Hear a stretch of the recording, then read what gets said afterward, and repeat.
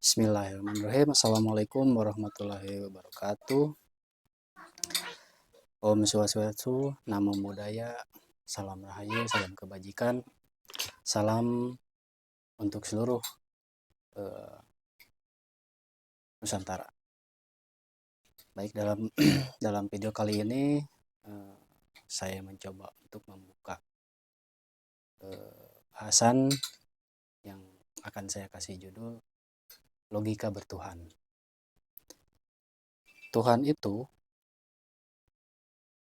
sesuatu, artinya itu ya. Artinya sesuatu yang kita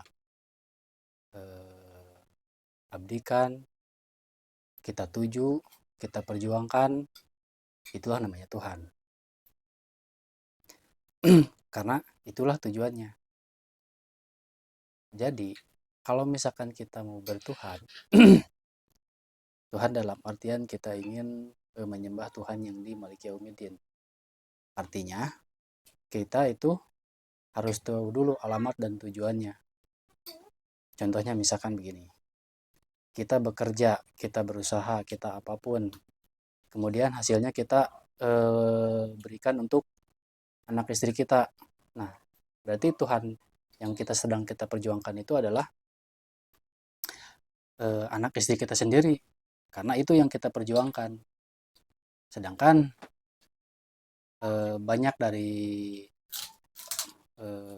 kalangan bahwa Tuhan itu yang bisa mengabulkan keinginan kita. Contohnya misalkan kita mau ini, mau itu, kita berusaha, kita perjuangkan, kemudian kita dapat, kita terus diiringi dengan berdoa.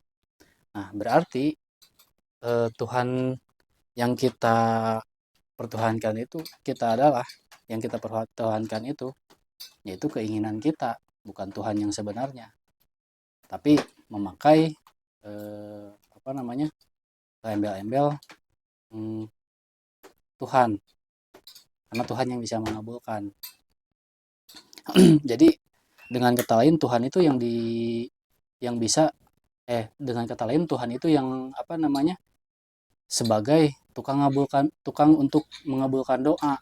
Jadi malah Tuhan yang diperbudak kalau begitu caranya.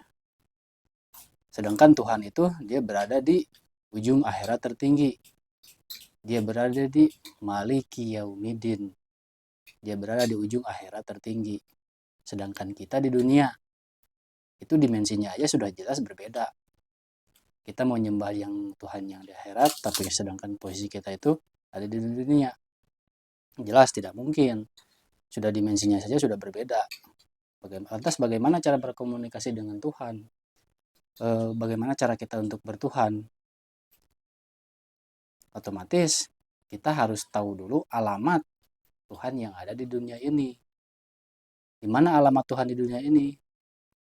Logikanya begini. Setiap yang bernama itu pasti ada alamat tujuannya. Minimal ada salah satu dari panca indera yang bisa kita lihat, bisa kita saksikan, bisa kita dengar, bisa kita rasakan. Itu salah satu contohnya. Harus ada alamatnya. Mau tidak mau, karena itu hukum dunia. Ya, setiap yang bernama itu pasti ada alamatnya. Nah, alamat itu di Tuhan di dunia itu apa dan bagaimana? Alamat Tuhan di dunia itu adalah utusannya. Nah, utusan itu otomatis dia membawa perintah dari yang mengutus. Tapi dia bukan Tuhan, dia hanya sebatas utusan. Yang kita sebut dengan pada zaman dahulu itu adalah Rasulullah. Cuman zamannya sekarang itu tidak bisa disebut Rasul lagi. Tapi secara fungsional tetap sama. Nah, lebih familiar sekarang itu disebutnya adalah mursyid. Tapi hati-hati antara dengan mursyid dengan waliyah mursyidah. Mursyid itu adalah guru roh atau rasul atau dia berada di alam metafisik. Nah, sedangkan waliyah mursyidah itu adalah wadahnya, wadah yang ditempati mursyid itu sendiri. Contohnya Antara Rasulullah Muhammad dengan Nabi Muhammad itu dua unsur yang berbeda, tapi dalam satu wadah. Nah, kita yang ya kita itu yang harus kita cari itu adalah Rasul di zaman sekarang. Banyak dalam Al-Qur'an yang mengatakan sungguh telah datang kepadamu seorang rasul dari kaummu sendiri, dari zamanmu sendiri. Berarti Rasul itu ada di setiap zaman, ada di eh, setiap artinya dalam setiap hmm, ketika jahilnya sudah berpulang, ketika dia sudah berlindung, akan ada yang meneruskan. Karena apa? Contohnya, misalkan gini, dulu air di dalam gelas, kemudian air itu dipindahkan ke dalam kendi, Nah, berarti apa namanya, si air yang sekarang itu adalah wujudnya adalah kendi. Dulunya adalah segelas air, dan sekarang di apa namanya, di wadahnya itu adalah kendi. Nah, begitupun sama dengan Rasulullah Muhammad. Dulu wadahnya adalah Nabi Muhammad, dan sekarang berpindah wadah, berpindah terus sampai ke zaman sekarang, disebutnya itu adalah mursyid. Mursyid dengan Rasul itu sama, hanya beda sebutan saja. Contohnya misalkan nih, ini adalah spidol atau whiteboard marker. Nah, bisa bisa juga disebut dengan alat tulis board atau dengan apa saja. Tapi karena wadahnya sama, isinya sama, hanya berbeda penyebutannya saja, maka tidak akan terjadi perdebatan. Oh, itu tuh barangnya. Nah, kemudian kenapa Rasul bisa berada di setiap zaman? Bisa di setiap zaman. Logikanya begini. Saya kasih gambaran supaya mudah untuk memahaminya. Ada Rasul Isa, Rasul Musa, terus ada Rasul Muhammad, dan banyak Rasul yang lain. Nah, Rasul yang samanya itu apa namanya, yang tidak pernah putus atau tidak pernah wafat, itu Rasul yang ruhania, yang ini. Sedangkan ini kan jasmania. Ini pasti suatu saat akan ada perpisahan jasad dengan jasad dengan ruhnya. Nah, sebelum sebelum jasad ini berpulang, dia akan mewariskan kepada Rasul selanjutnya. Seperti contohnya dalam dalam sebuah hadis atau dalam Quran, saya kurang paham karena saya bukan seorang ahli kitab. Cuman bunyi hadisnya itu kurang lebih seperti ini. Sungguh isi dadaku, kata Rasulullah Muhammad, isi dadaku telah aku curahkan sepenuhnya kepada Abu Bakar. Sepenuhnya telah aku curahkan kepada Abu Bakar. Berarti dari Rasul Muhammad berpindah wadahnya ke Abu Bakar. Abu Bakar As-Siddiq. Ini yang disebut waris karena dari Rasulullah Muhammad berpindah ke Abu Bakar. Cuman waktu itu disebutnya bukan bukan Rasul lagi, tapi Khalifah. Sebutnya Khalifah Abu Bakar. Karena eh, Rasul itu Rasul itu bukan manusia, tapi dia adalah isi daripada wadah, sehingga isi daripada wadah itu diturunkan kepada Khalifah Abu Bakar As-Siddiq. Nah, setelah itu barulah si penerus atau waris atau apa namanya eh, apa disebutnya ya, biar lebih global bahasanya, yang melanjutkan perjuangan daripada Rasulullah Muhammad itu adalah Khalifah Abu Bakar As-Siddiq. Nah, dari Abu Bakar As-Siddiq nanti akan ada diturunkan lagi kepada siapa-siapa. Nah, kalau dalam silsilah tarekat kami itu dari silsilah dari Abu Bakar itu eh, turun ke siapa gitu namanya saya lupa. Sampai terus sampai zaman sekarang di 2025 ini, karena tidak akan pernah putus. Bagaimana kita kalau misalkan Rasulnya terputus, apa namanya, Rasulnya terputus, sedangkan yang kita ada dalam rukun Islam yang pertama itu adalah syahadat, bersaksi. Nah, untuk syahadat itu sendiri nanti kita akan bahas dalam pembahasan yang lain. Sekarang kita fokus dulu ke logika bertuhan. Nah, nah antara Rasul dengan Tuhan kan dalam dalam kalimat syahadat itu kan ada dua. Aku bersaksi bahwa tidak Tuhan selain Allah dan Nabi Muhammad adalah utusannya. Nah, akan selalu ada utusannya itu dari setiap zaman, dari zaman ke zaman itu kan selalu ada. Sehingga yang nanti akan timbul apa namanya, kiblat secara rohani itu kepada ke situ, kepada waris terakhir. Memang perpindahan kiblat itu memang sangat berat. Belum tentu semua orang apa namanya? Belum tentu semua orang bisa menerimanya karena terjebak dalam nostalgia apa namanya? Jahiliyah, sehingga akan sulit untuk menerimanya. Kecuali memang oleh Tuhan diizinkan untuk bisa untuk bisa menerimanya. Itulah perpindahan zaman, perpindahan kiblat itu tersendiri. Saya kasih contoh logika yang lain supaya lebih mudah untuk memahaminya. Nah, dulu presiden kita adalah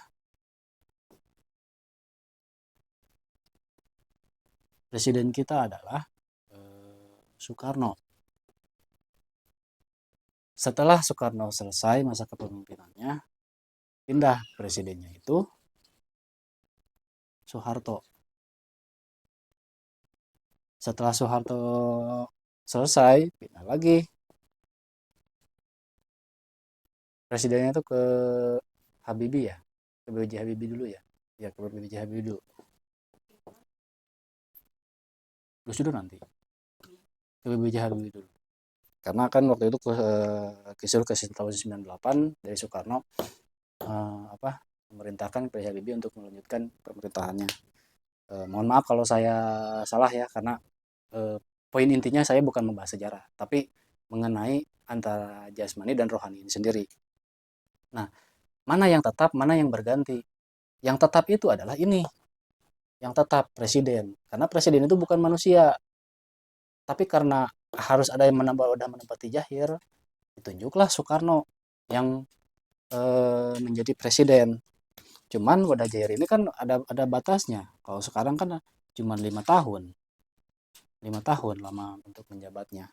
Lanjut ke pemilu lagi. Nah, setelah presiden ini selesai masa kepemimpinan, kan ada pemilihan ulang lagi, lanjut ke presiden yang kedua yaitu Soeharto. Setelah Soeharto selesai, pindah lagi ke presiden B.J. Habibie. Nah, yang apa namanya? Yang tetapnya itu adalah presidennya. Ini suatu saat akan eh, akan berpindah karena status manusia apa namanya? Karena manusia sendiri itu yang bernyawa pasti akan mati. Kemudian dia juga berpulang ke rahmatullah. Nah, begitu. Jadi presidennya ini, karena presiden itu bukan manusia, dia itu adalah jabatan, dia itu adalah energi atau power. Nah, cuman si power ini itu ada si power ini apa namanya, harus ada wadahnya.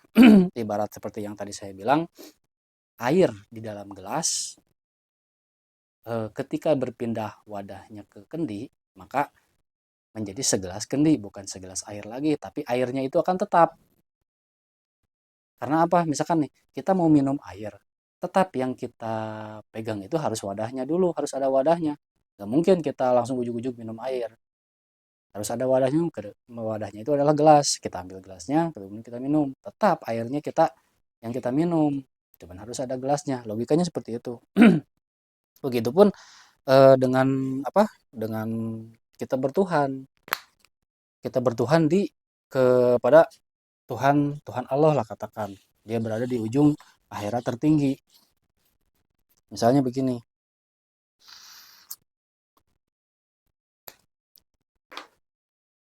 ini adalah ujung akhirat tertinggi. Ini alam dunia. Ini dimensinya aja sudah berbeda. Secara dimensionalnya sudah berbeda. Kita dunia, kita di dunia, Tuhan adalah yang akhirat tertinggi. Kita nggak mungkin bisa langsung ke sini. Tidak mungkin, jelas tidak bisa, karena dimensinya saja sudah berbeda sedikit. Dimensinya saja sudah berbeda, apalagi apa namanya? Kita itu istilahnya makhluk yang relatif. Ini unlimited, undeskripsi, undefinisi. Tidak mungkin kita untuk menjangkau sini. Tapi bagaimana caranya? Nah, ketemulah di apa namanya? Di dalam syahadat itu sendiri. Kan di dalam syahadat itu aku bersaksi bahwa tiada Tuhan selain Allah dan Nabi Muhammad sebagai utusannya. Nah, jadi antara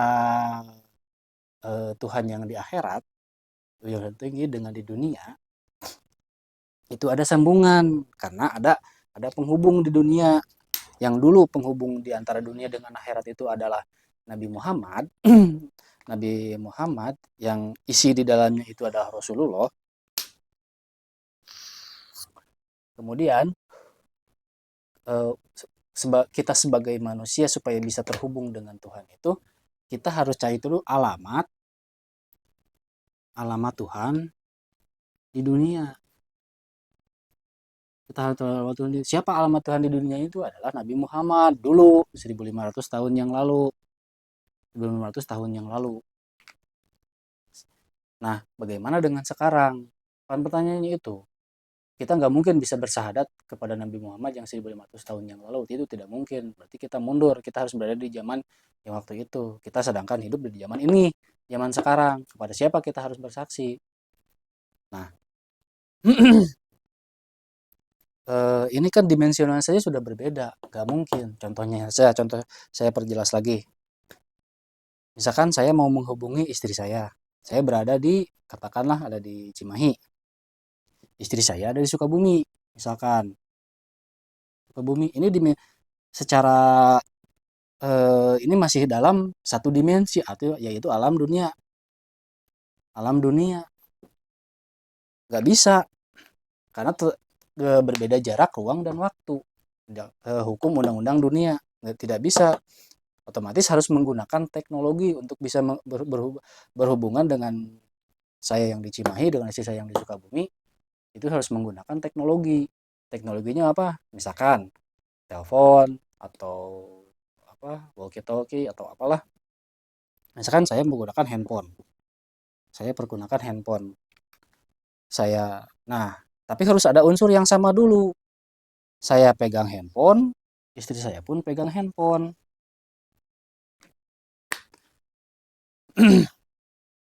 dan handphone ini ada alamatnya.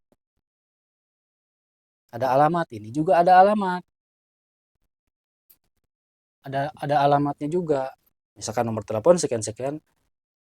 Salah satu aja saya ketik nomor teleponnya, itu koneksi ke sini, saya tidak akan bisa terhubung karena alamatnya aja sudah salah. Apalagi kita mau menjangkau Tuhan yang di ujung akhirat tertinggi. Nggak mungkin. Itu harus ada alamatnya juga. Dan sebenarnya teknologi komunikasi itu tidak antara handphone dengan handphone, tidak langsung begini diagonal lurus begini, tidak, tapi dia naik dulu Nah, itu di sini adalah misalkan satelit. Satelit. Saya ke sini dulu, ke satelit itu baru dihubungkan ke sini, ke nomor handphone istri saya. Tidak ujug-ujug saya langsung ke sini, nggak bisa.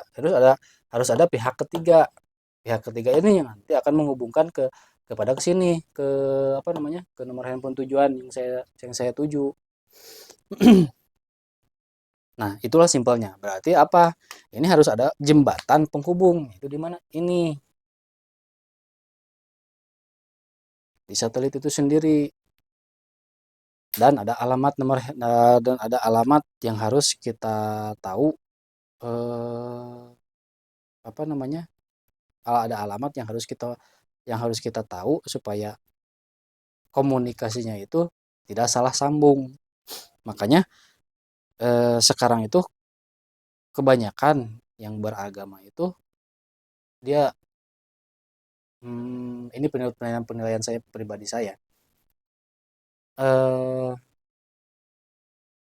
Kalau kata profesor sendiri bilang, Profesor Profesor Kadirun Yahya bilang the missing link, artinya salah alamat.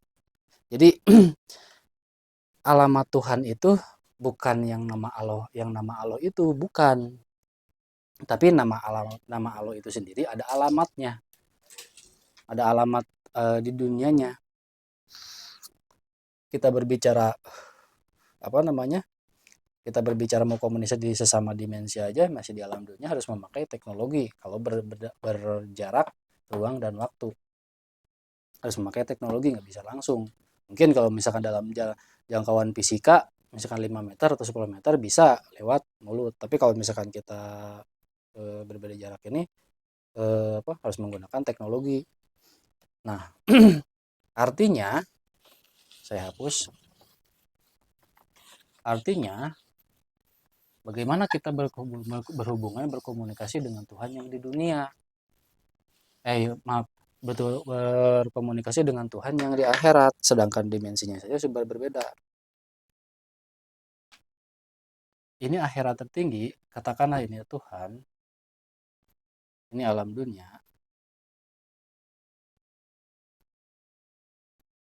ini akhirat,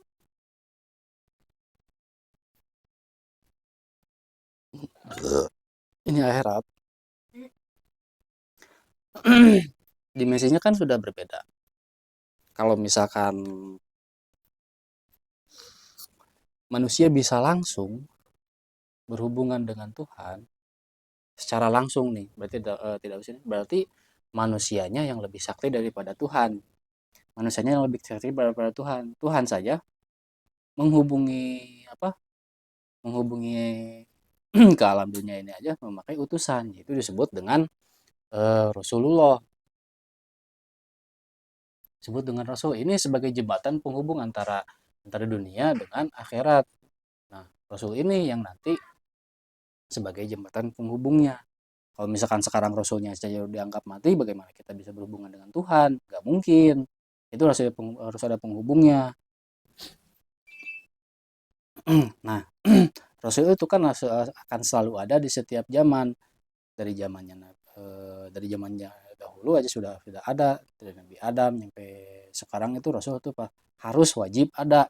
Kalau tanpa itu nggak akan bisa.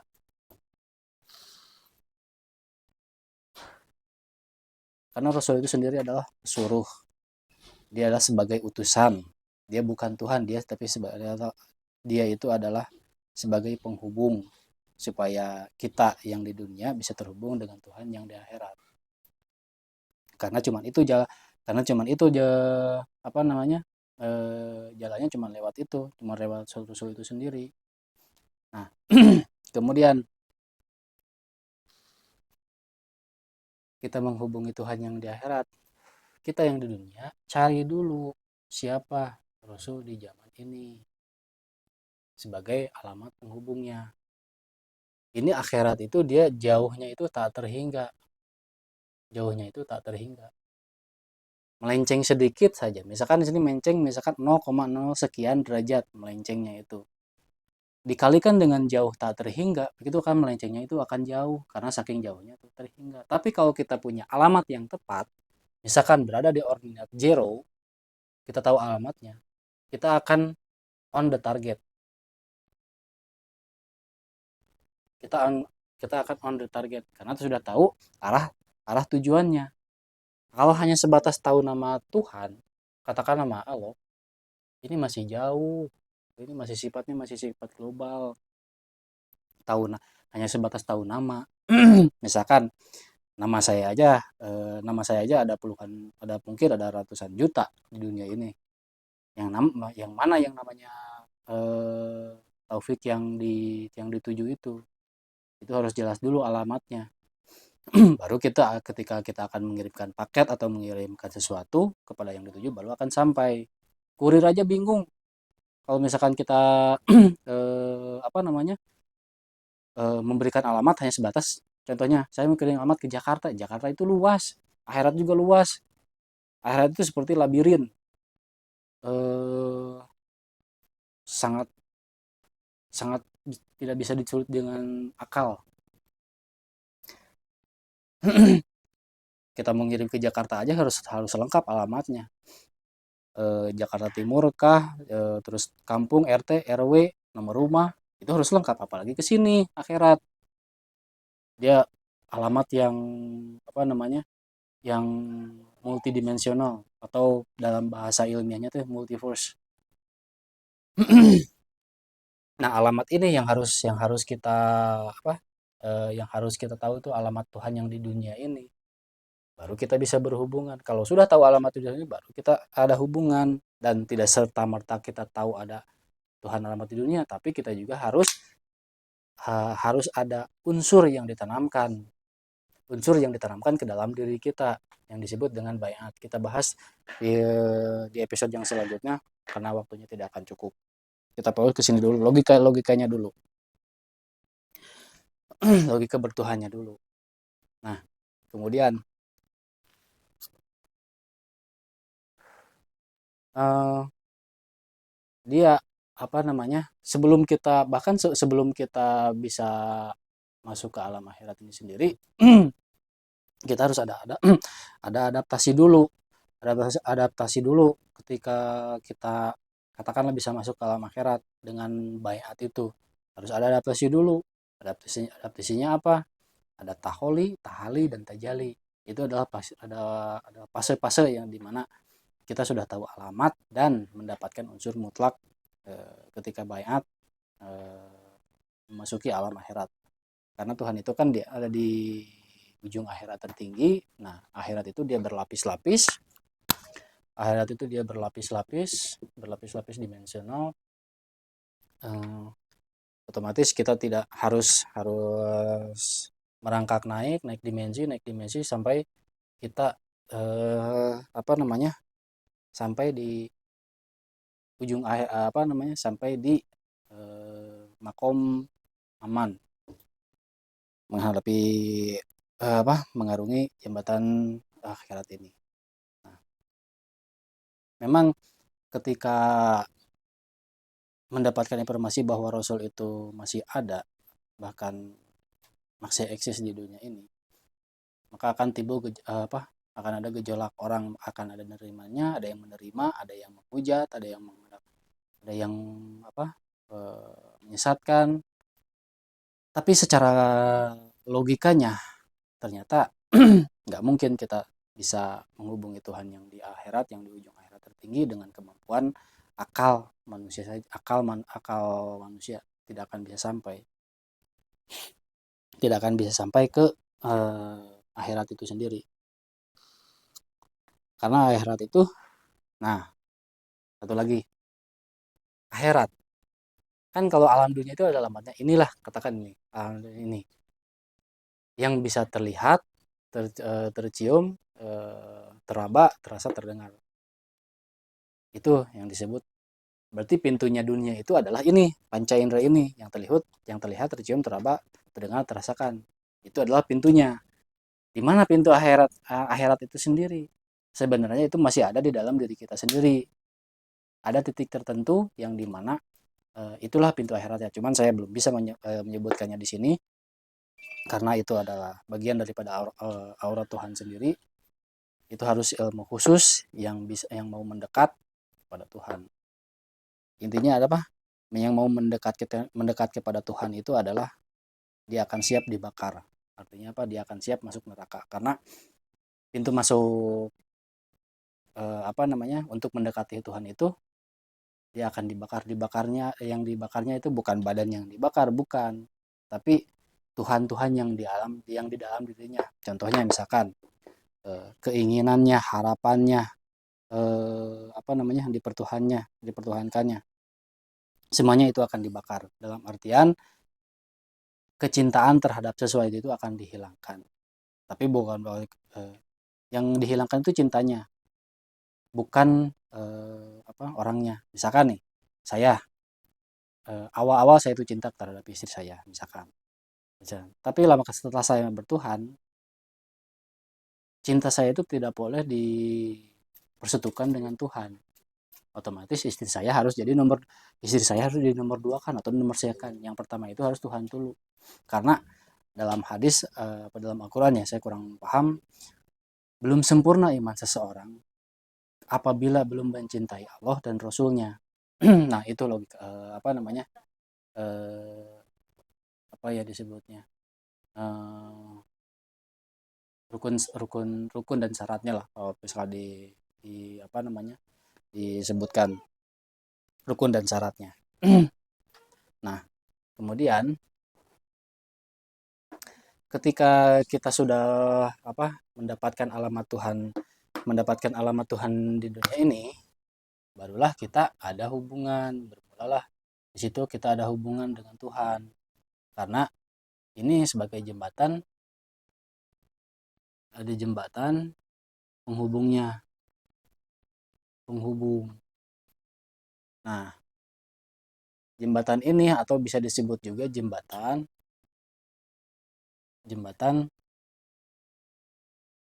Shirotol Mustaqim. Karena jalannya cuma lewat itu, tidak ada jalan yang lain. Jalannya itu hanya lewat itu saja. Seperti lampu terbelah jembatan Shirotol Mustaqim itu kiasnya itu seperti lampu terbelah jadi 7. Itu adalah kias akan saking sulitnya akal tidak akan mampu menjangkaunya. Sehingga dikiaskan rambut terbelah 7 karena saking licin, tajam, berbahayanya. Terus bagaimana bisa kita selamat? Yang bisa kita selamat itu hanya dengan syafaat dari Tuhan itu sendiri.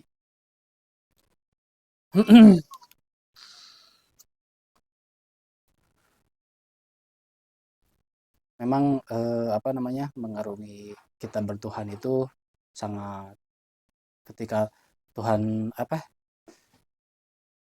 bertuhan itu sangat ketika bertuhan itu sangat sulit. Kita akan dibenturkan berbagai macam hal, mulai dari dengan diri sendiri, dengan orang lain, dengan lingkungan, dengan apapun. Karena itu di situ ujiannya. Nah, dan ujungnya nanti itu akan kita tahu. Bahkan iblis itu ketika kita sudah sadar bahwa iblis itu adalah guru kita sendiri. Tanpa iblis kita tidak akan mengenal Tuhan. Karena iblis itu yang dipergunakan oleh Tuhan sebagai untuk alat uji balistik manusianya. Objeknya itu adalah manusia, supaya sejauh mana dia mempertuhankan Tuhan itu sendiri. Cuman guru saya pernah bilang ketika saya selesai baiat, guru saya pernah bilang, kalian masuk ke sini, hidup kalian akan nano-nano. Saya belum paham maksudnya arti nano-nano itu apa. Tapi setelah dijalani, oh inilah namanya nano. Artinya apa? Kalian akan dibenturkan berbagai masalah. Karena dari masalah itu kita akan timbul. Dari masalah itu Tuhan akan memperlihatkan kebesarannya. Jadi kita tahu, jadi kita dapat merasakan kemahabesaran Tuhan itu sendiri. Ketika sudah mentok, tidak lagi penolong, tidak ada lagi yang bisa menghubungi. Harapan satunya itu kita kembali kepada Tuhan. Nah, disitulah Tuhan. Nah, ketika kita apa namanya, ketika kita berada di kondisi jalan buntu, Tuhan disitu akan bertindak yang akan membukakan jalannya. Maka saya bertuhan itu, kalau misalkan kita masih ada Tuhan-Tuhan yang di dalam diri kita, itu akan dibakar. Ada disebut dalam apa? La ilaha illallah, la ilaha baru akan timbul illallah. Artinya apa? Tiada Tuhan. Artinya Tuhan yang di dalam diri kita itu ditiadakan, dimusnahkan, dihancurkan. Tuhan-Tuhan yang di dalam diri kita, seperti keinginan, harapan, semuanya itu akan dihancurkan. Ketika sudah mentok, sudah tidak lagi, maka akan hadirlah illallah. Jadi la ilaha, tiada Tuhan dulu, tiada Tuhan-Tuhan di dalam diri, maka barulah Tuhan hadir di dalam diri kita. Tapi sebelum itu ada yang kelewat.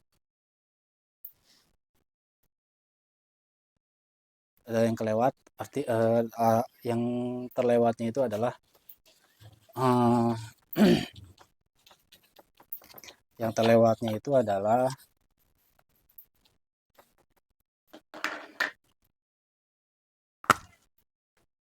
ini kan akhirat. Ini akhirat, ini dunia.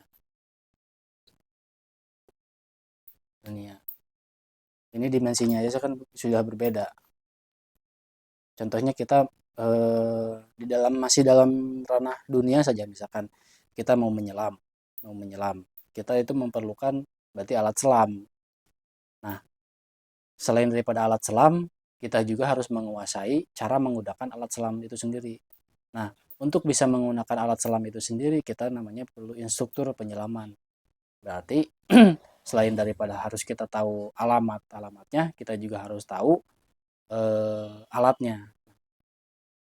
Alatnya itu, ini kan istilahnya akhirat itu mutlak. Dia akhirat itu kan mutlak.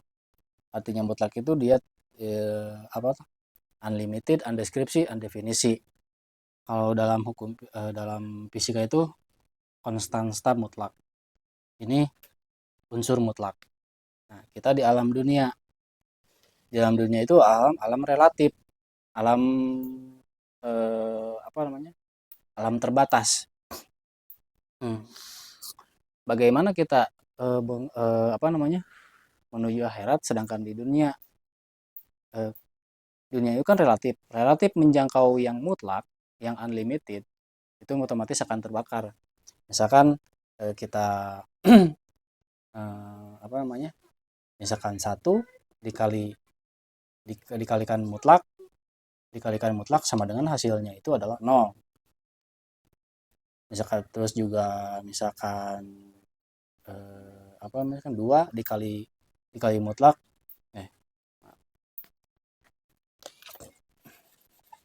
terus misalkan 2 salah deh. Misalkan 2 dikalikan dengan mutlak sama dengan hasilnya juga 0. Jadi apapun nilainya di sini, entah itu nafsu, keinginan, harapan, ketika dikalikan hasilnya akan 0, akan lenyap. Hasilnya akan lenyap. Nah, tapi ketika kita apa namanya? Tapi ketika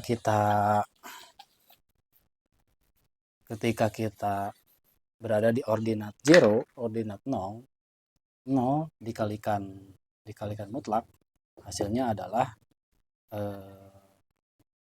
apa? Hasilnya adalah mutlak juga.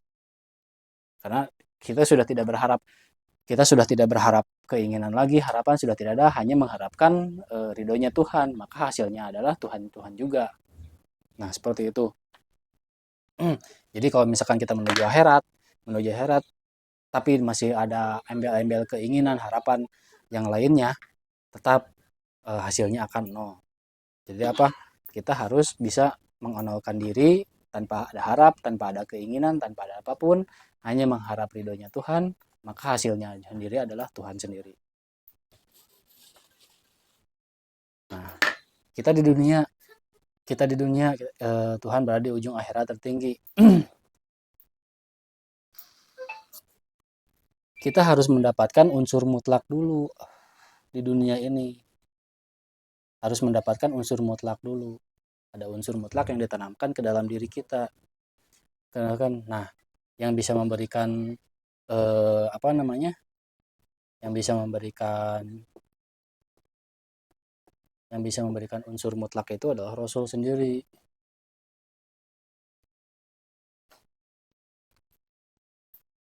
Artinya apa?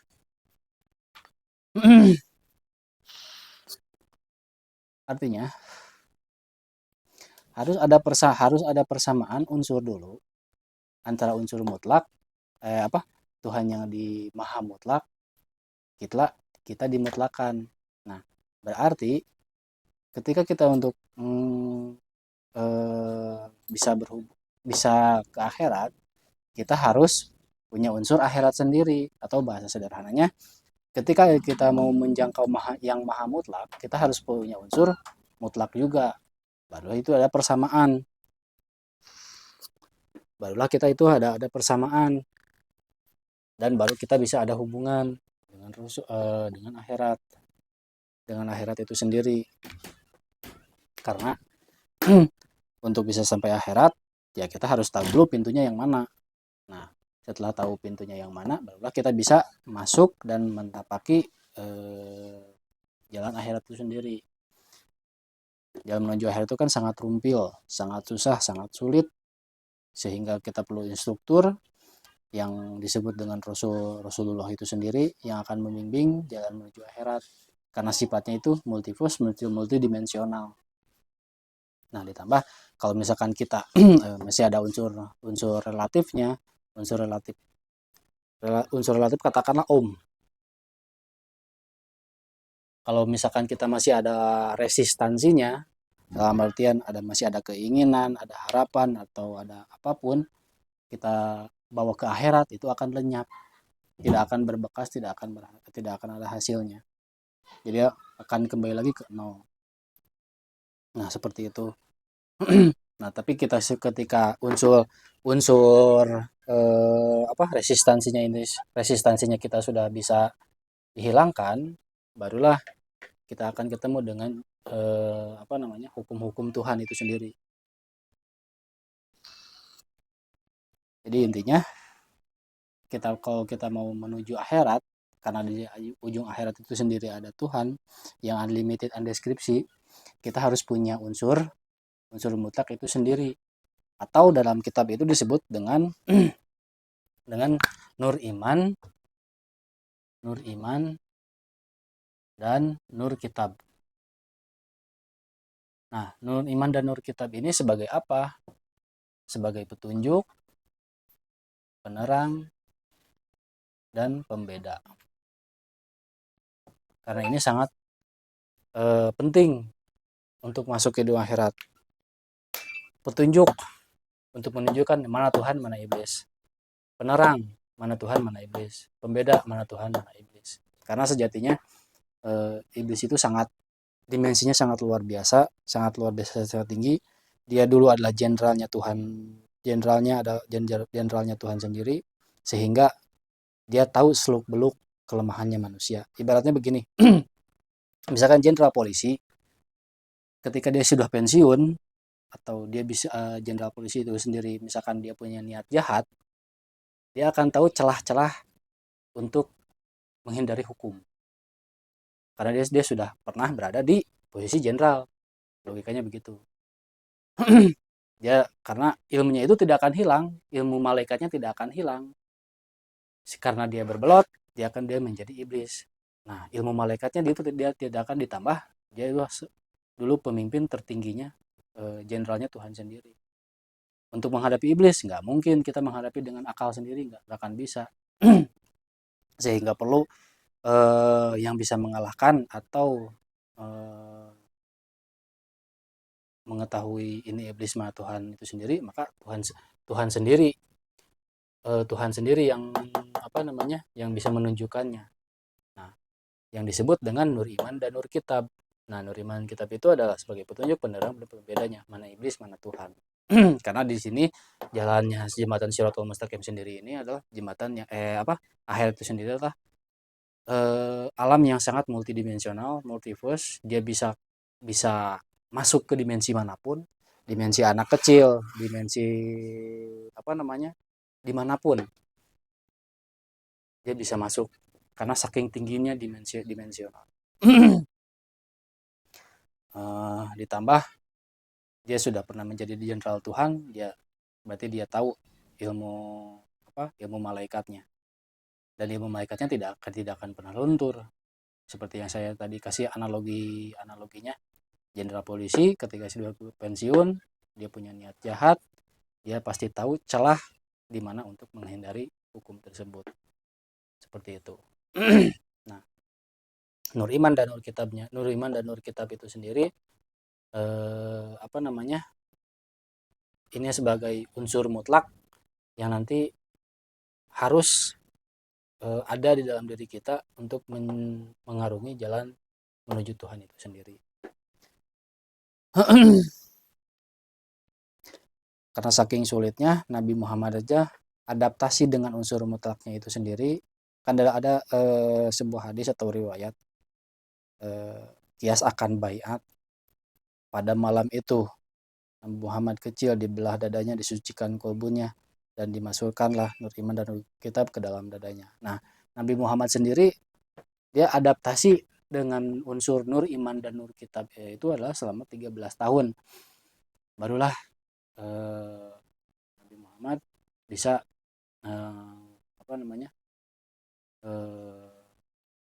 paham, bukan paham, mencapai makom tertingginya yang disebut dengan Rasulullah itu sendiri. Dia sebagai guru daripada seluruh guru. Itu disitulah Nabi Muhammad ada adaptasinya saja sampai 13 tahun. Nah, apalagi kita yang sudah jauh daripada Nabi, kemudian agamanya juga sudah banyak berbelok, sudah banyak sudah tidak original lagi, sudah banyak modifikasi, sudah banyak kepentingan, maka kan sangat sulit untuk mencari mana agama. Nah, itu mungkin gambaran daripada untuk bertuhan. Jadi intinya itu yang mau saya tekankan di sini adalah apapun namanya di alam dunia ini pasti ada alamatnya, alamat tujuannya. Misalkan ini yang mana disebut spidol, ini yang mana disebut penghapus, ini yang mana disebut makanan, kita bisa menunjuknya. Begitupun dengan Tuhan, alamat Tuhan di dunia itu yang disebut dengan Allah atau apapun lah, itu pasti ada alamatnya karena masuk ke ranah hukum undang-undang dunia yang terlihat, tercium, teraba, dan terasakan. Misalkan kita menunjuk koreknya ada barangnya, tidak mungkin tidak mungkin ada namanya tapi tidak ada barangnya. Cuman memang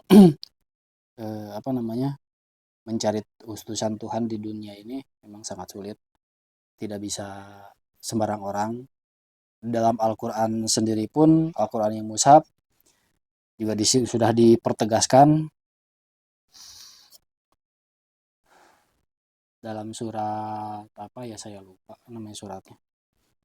Jadi intinya, dan sebelum ini engkau tidaklah mengerti apa itu kitab, apa itu iman, tapi kami keduanya dijadikan nur, tetapi kami jadikan keduanya itu adalah nur. dan kami tunjuki, kami kehendaki di antara hamba-hamba kami. Nah, Tuhan sendiri sudah memfilternya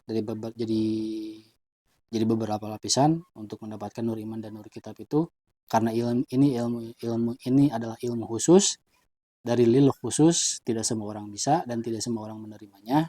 Dan bagi yang belum paham mengenai apa yang saya bicarakan, semoga saja Tuhan memberikan izin untuk memahamkannya, dan bagi saya pun ditambahkan nur iman dan nur kitabnya supaya sebagai penunjuk, penerang dan perbeda itu buat bagi saya sendiri untuk terus bisa menapaki jalan sunyi ini. Nah, mungkin dari saya cukup sekian. Mohon maaf apabila ada ucapan atau tutur kata yang salah, dan dicukupkan dengan sekian. Semoga bermanfaat bagi saya, bermanfaat dari yang pendengar, dan bermanfaat bagi seluruh alam semesta ini. Wabillahi taufiq wal hidayah wa wal inayah ilahi anta maksudi wa tidloka matubi. Assalamualaikum warahmatullahi wabarakatuh.